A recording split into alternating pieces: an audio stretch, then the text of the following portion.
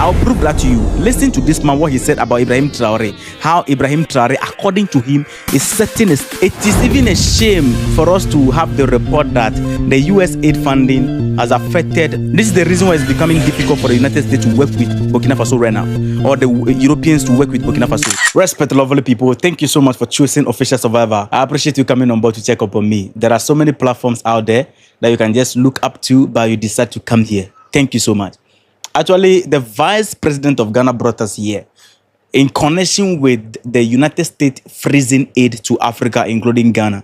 The Vice President of Ghana, who happened to be a woman, for the first time, she made history recently when she was sworn in as the first vice female of Ghana in the history of Ghana. So she sent shocking wave across Ghana, Africa, and beyond. The vice president seems to be very disappointed in Donald Trump cutting aid to Africa, including Ghana. But I'm seeing a little bit contradiction here.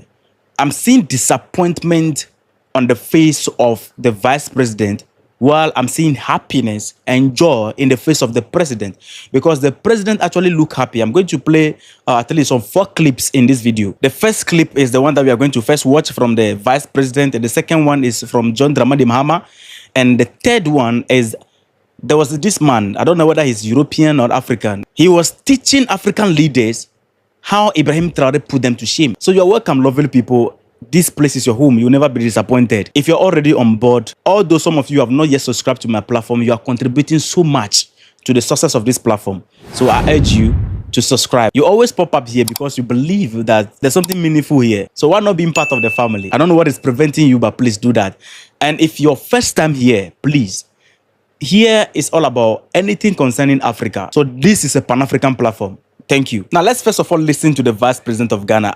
Let me say this before we go forward. If it were to be in the days of Akufo-Addo, when the United States is ending aid to Africa and Ghana, the government would have asked us to pay US aid levy. I'm telling you.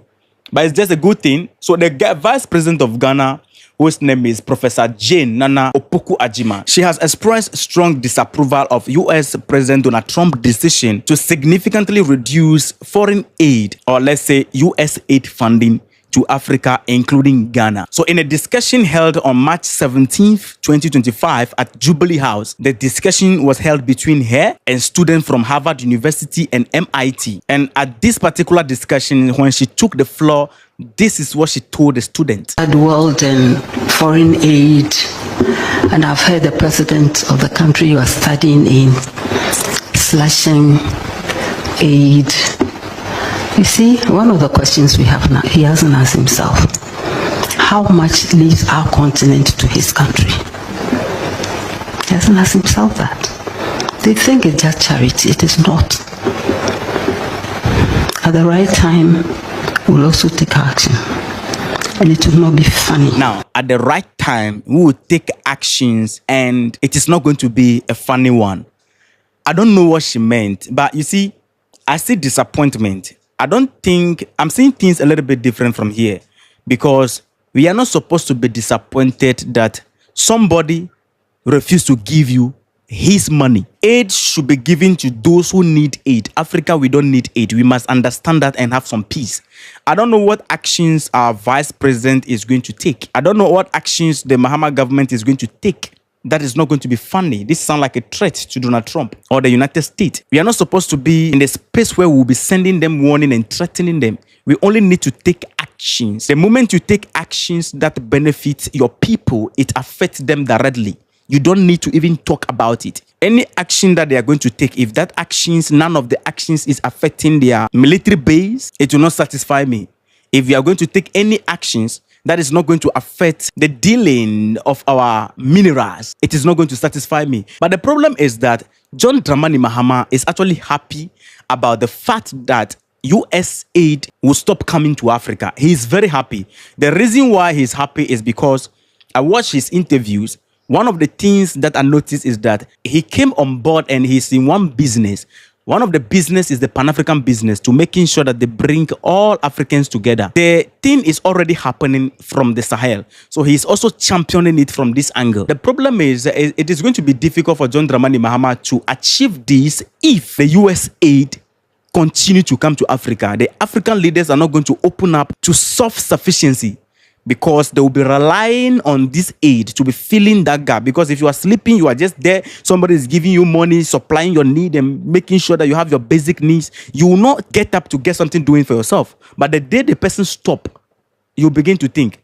So this is helping him to achieve this goal faster. You can see these days he's moving from one country to another. He even landed with Tinubu recently. He's going to countries, Africa countries, trying to bring all of them together. Even his inauguration, we all saw what happened.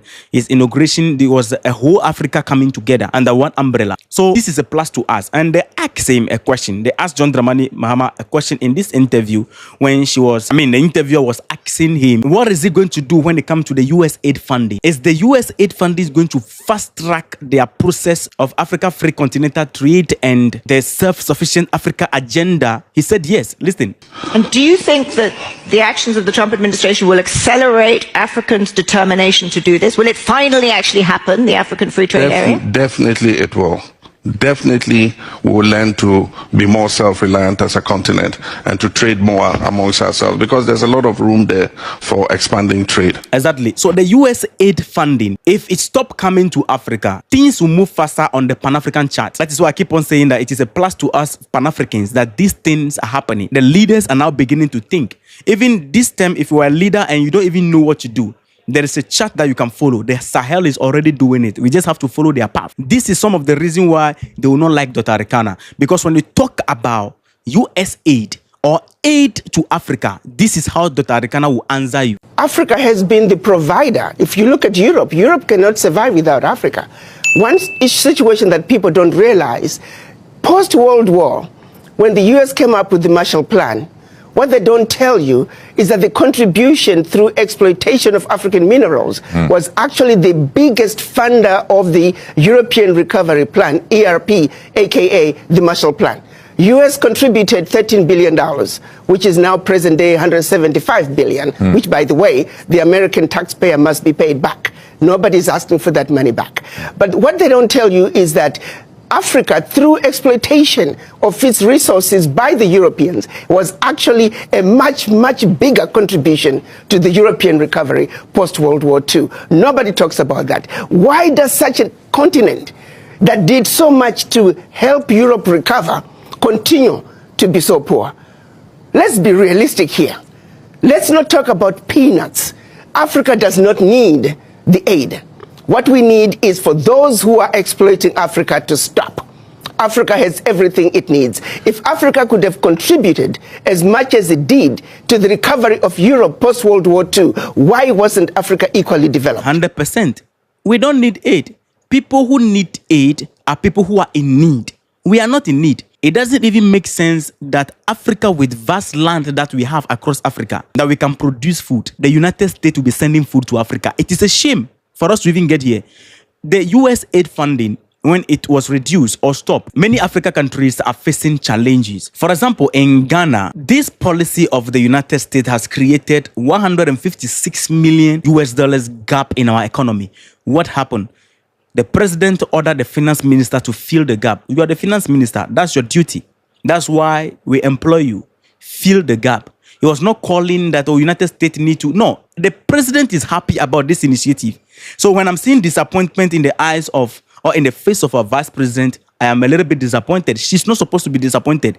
We should be happy that this is happening. It is going to drive us to food sufficiency, self-sufficiency. This thing has affected a lot of Africa countries. And I was reading the news. I forgot the name of the country, but it's Africa country. I don't think it's Ethiopia, no. It's Africa country. What happened is that, what is happening in that country is that, I'll put the update maybe in my next video.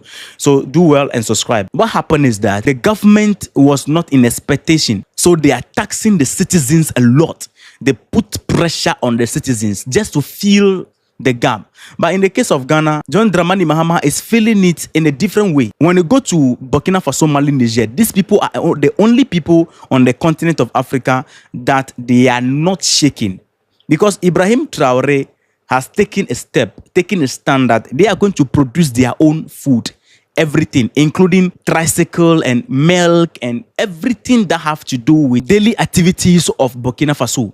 they are going to produce it. That is what we call self-sufficiency. I hate this issue of conferences and people threatening the United States, African leaders threatening the United States left and right. No, I hate that. Because Ibrahim Traoré, the leader of Burkina Faso, is not calling for conferences. He is taking actions that will benefit his people, and then it is affecting them. This has been the chart. The logic behind the United States sending aid to Africa is practically flawed.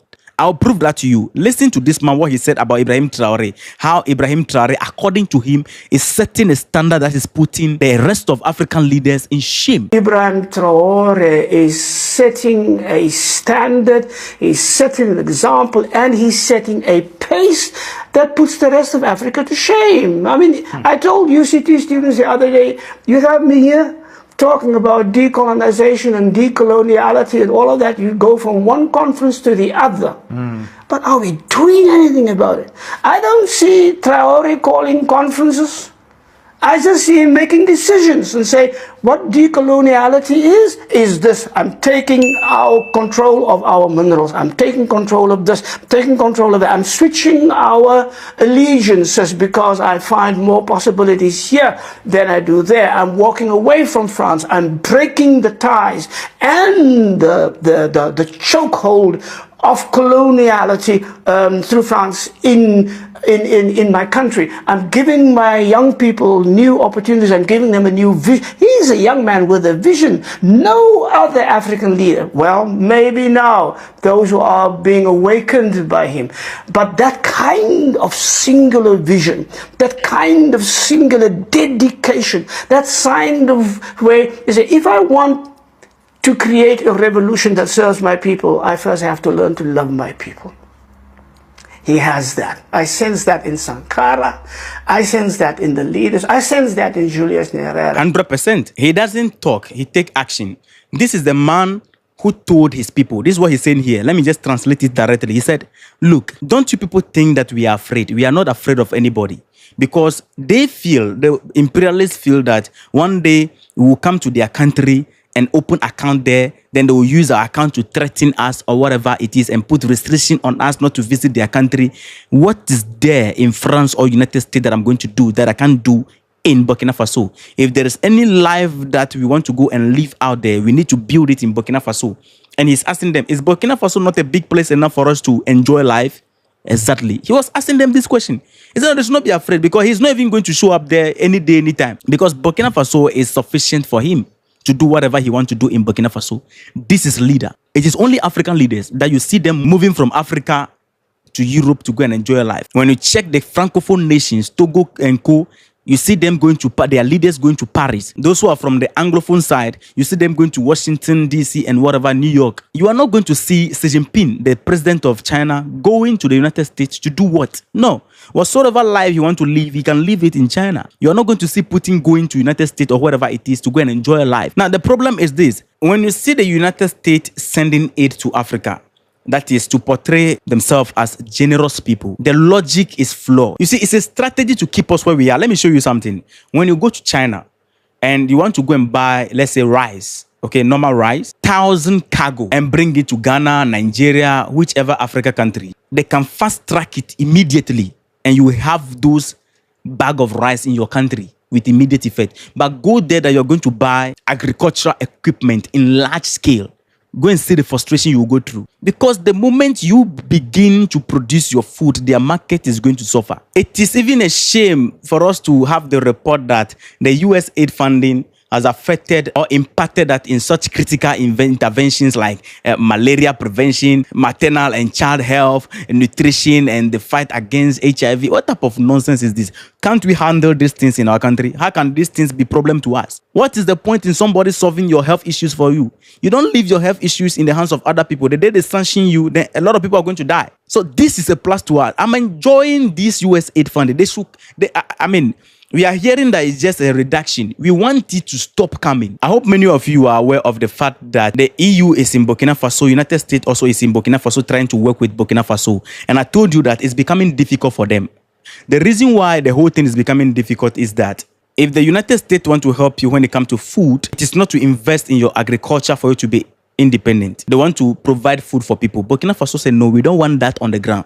We want to see actions. This is the reason why it's becoming difficult for the United States to work with Burkina Faso right now, or the Europeans to work with Burkina Faso. The foreign ministers are insisting that if you want to help in the fight against hunger, invest in agriculture. We have the lands, invest there. So I've been watching them. They've been going to Burkina Faso, coming back. EU will go, come back. US will go, come back. It's not clicking because the policies and the standard that Burkina Faso have set, it's not part of their dealing. That is not how they deal with nations. So it's becoming difficult for them to work with them. And Burkina Faso, these people are very smart. So they set the standard like that and they are not reducing it. They just keep it like that. They know that with that standard, it will be difficult for them to work with. And African leaders should even be thankful that there's a young man doing these things on the continent that they have to follow. When they tell you people you are busy buying V8 for your ministers, living extravagant lifestyle, these people, they are buying excavators, agricultural equipment, investing in agriculture. African leaders, all of them need to calm down, think properly how to make sure that they put themselves at the level where even if all the European nations are sanctioning Africa, Africa will still be standing tall. That is where we are supposed to drive our fight to.